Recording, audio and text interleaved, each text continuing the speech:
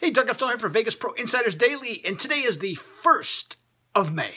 We have made it this far, and those of you most parts of the country, I think there's a hint of sunshine in your future. I think you've had a good couple of days in the Midwest and the East, I think. I've been watching some baseball on the MLB app, so I've been seeing better weather, so hopefully that's the case. And you know what? Hopefully you can continue to enjoy the weather. May can be a tricky month for that, but hey, you know what? Better days are certainly ahead. Vegas Pro Insider, our free picks over the weekend were excellent. Had a couple of rough days last week, as I mentioned, but we rebounded very nicely with a 6-3 record over the weekend. So we're going to look to continue to build on that. I think we're 158 and 129 comes to mind overall. In free picks of late, so we'll continue to make money for you. And I'll tell you what, here's why you should consider to become a VPID Inner Circle member. It's as simple as this. We have 6 handicappers that are among the best that there is in the industry. Okay, Joe D'Amico. Okay, he's been at this for 20 plus years, maybe longer. Okay, started in a sports book. He knows what he's doing, okay? Joe's a smart guy.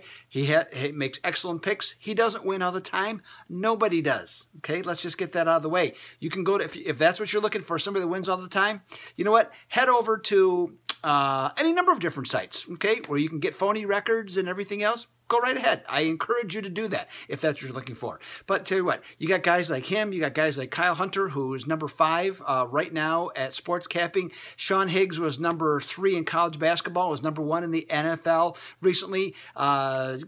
Who else we got? Jim Mack. Jim Mack's on a 16-9 run of his best bets of late, and Dennis Macklin is like 35 games over 500 and over his last 200 plus picks. These guys are experts at what they do. They're documented. Yours truly, 92 and 62 recently at sportscapping.com. So these are all records that you can find, okay? Everything's right there for you. This isn't about bragging. This is about telling you the facts and giving you what you need to know in order to win.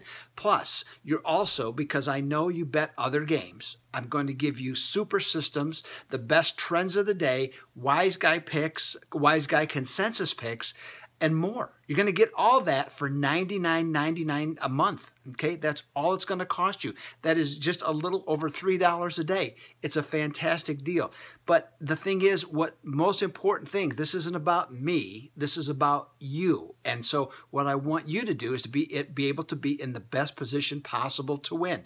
That is the whole idea behind Vegas Pro Insiders Daily and becoming a VPID member. All right, so there you have it. Let's get to some free picks. We're going to cover today and also tomorrow, because I'm actually going to be back on Thursday instead this week. A little change of plans. We'll start off in the NBA with Cleveland and Toronto. It's going to be on TNT. That's going to be the early game. The total on this one is down 3 points to 215 on this one. And that's interesting. And I'll tell you why it's interesting. These teams played 3 times. They were 2-1 over, but the lowest total during the regular season was 221.5.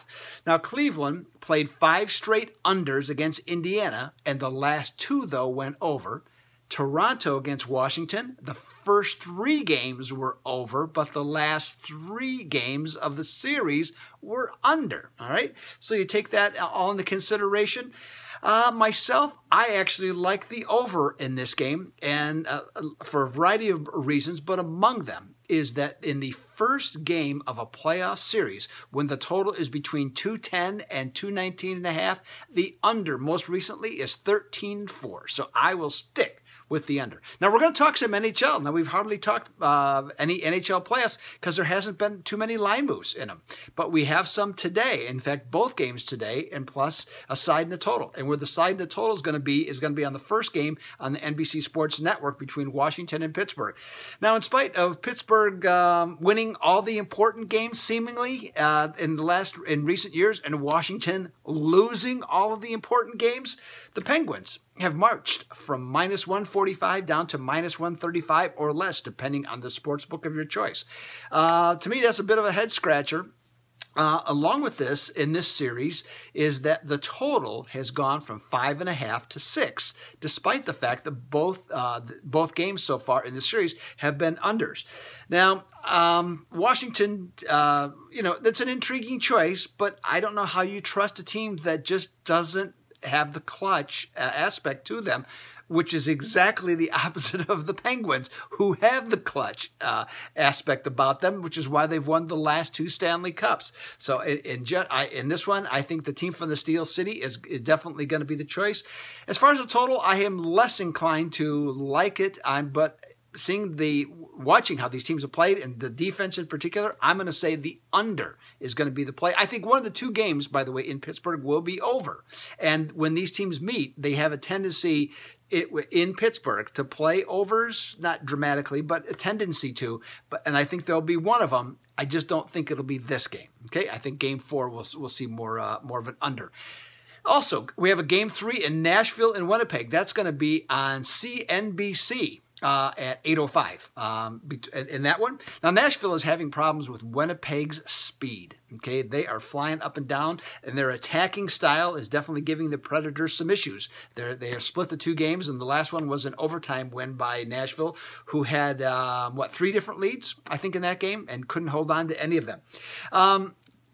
Winnipeg, the Jets, are very talented offensively. I like this team, and going into tonight, they have the best home record in the NHL this year of any team by percentage, 35-9 straight up. I think Winnipeg takes the lead in this series tonight on that game.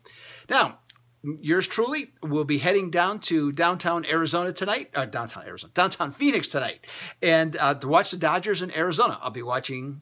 I'm going for one reason alone. Going to see one of my favorite pitchers, Clayton Kershaw. That's why I'm going to be there.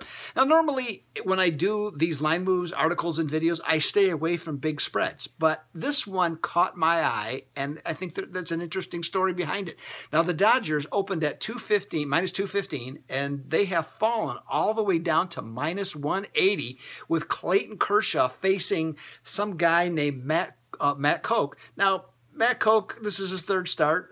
He's been good, 2.25 ERA. I tried to check, and I can't see, though, if he's in any way related to the Koch brothers. I just don't know. So I looked everywhere I couldn't find an answer.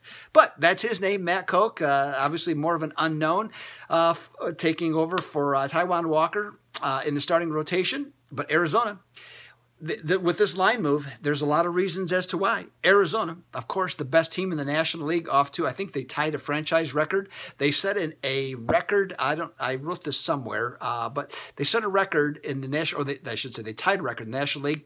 They're the first team to win their first 9 series of a season since the 1907 Chicago Cubs. Okay, yes, the Cubs won the championship that year, as a matter of fact, and we know the rest of the story about the following year.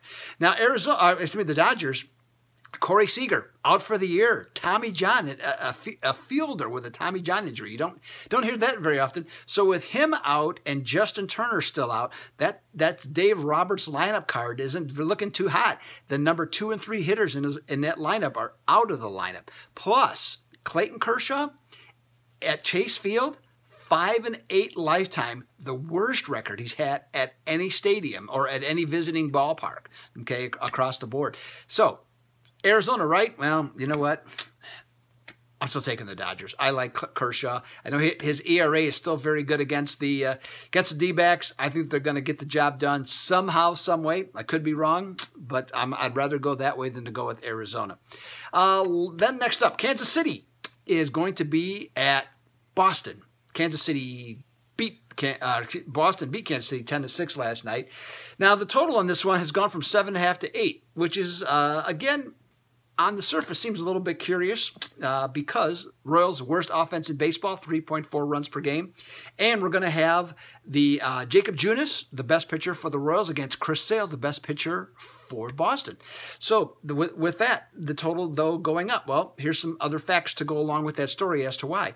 The Red Sox, after slumping a little bit recently, are starting to hit again. 20 runs in their last 3 games, including the 10 last night. The Royals, as dreadful as their offense has been, they have scored 15 runs in their last 3 games. Now, I'm not saying they're going to go off against Sale, but I think there's some possibilities of some runs. Now, Junis, he struggled a little bit in his last outing. By the way, I really like Jacob Junis. I think he's going to be an outstanding pitcher, and he has been already just in his second year. He had a rough one, though, against the White Sox in his last outing. Gave up 5 home runs to the Pale Hose. Whew, not good. Chris Sale, dependable, reliable. We know that he has everything that it takes to be an elite pitcher. In fact, he's mentioned in the at the website in the top pitchers for the month of May. So there's an article about that if you'd like to read that. But this one, I like the over, and I'm going to take the over because Junis a little shaky in his last 3 starts, in 2 of the 3. Sale hasn't been unhittable in his last few starts. Both teams are hitting the ball a little bit, and when the Kansas City bullpen comes in, it is like taking gas and pouring it on a fire, baby. ERA of nearly 7 from those clowns. On this one, I'm going to go with the over. Boston also 17-6 at home after 17-6 over at home.